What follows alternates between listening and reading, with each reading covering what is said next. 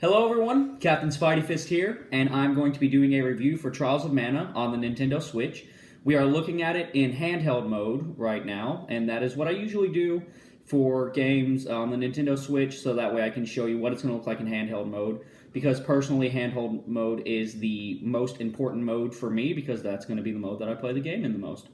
So I'm just going to be running around the castle here, and I'm just going to talk about my impressions of the game, how I feel about it, and whether or not I think you should pick it up. So, Trials of Mana is a remake of the old Trials of Mana game, and they have a new combat system that works a little differently, and it's real simple. You got some real simple combos going through, and then your combos will actually change a little bit, and you'll get new skills as you play through the game.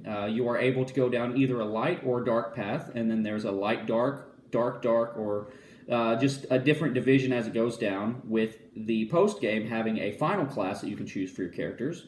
Now, for the story, you're going to choose one main character and two side characters, but you will be able to experience the full story for each character that you choose through the game. And there's a total of 6 characters, I do believe, so it will only take you 2 playthroughs with the different characters in order to be able to experience every story possible.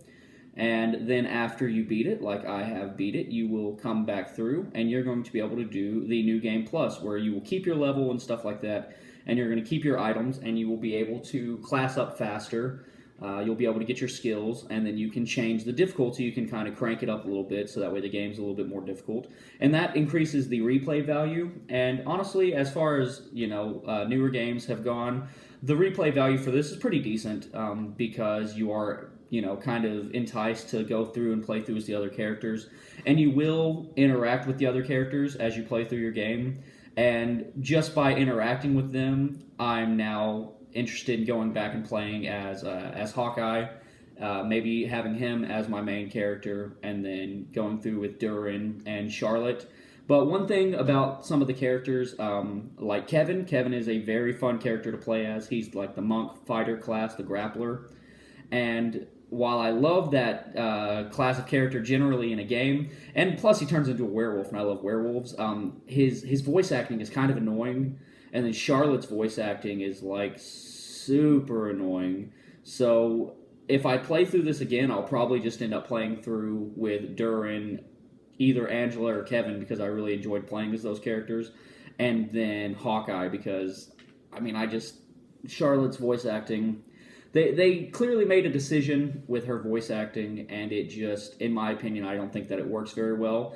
However, I'm sure there's people out there who Charlotte is their favorite character, and they loved her voice acting, and if that's how you like it, that's perfectly fine. That's what's so cool about this game, is you kind of get to choose that direction that you want your game to go in. You get to choose your main character. You get to choose, how you play the story and stuff like that. So that's cool. One downside to this game, and something that I was actually kind of surprised, I kept waiting for side missions to unlock, like maybe bounty hunting quests or something like that you find with games nowadays. But it doesn't have that. There are no side quests other than finding these little cactuses. And aside from that, there's really nothing other than the main story to do. And it really won't take you that long to play through the main story if you are just really dead set on playing through it. I really didn't have to do any grinding in the game. I finished the game at level 68, you see there, and that is after all the post game stuff. So it's a fun little game. I really, really do enjoy it. There's a couple things that I wish that they would have done, such as adding in the ability to. So as you class up, you get to choose what class you go. Like I said, you're going light, light, dark, dark, dark, light, dark. So you have those options, and then you can reset your class, but you don't get to keep your skills. You have to, those class strikes. You don't get to keep your class strikes. You get the new ones as you level up again. And you don't get to keep the costumes after you return from the class.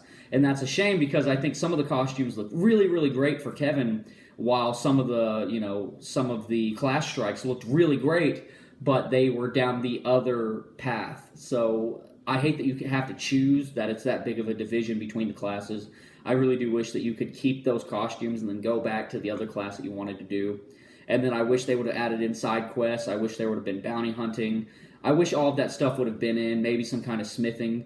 But all in all, the game's great. I highly recommend playing it, with the exception of those little gripes. I mean, the game looks good, it plays well, it's a lot of fun. But that's it for the video. I hope you liked it. If you did, please like and subscribe, ring that notification bell so that way you can stay up to date with the things that I'm doing. I'm Captain Spidey Fist, and I'm out of here.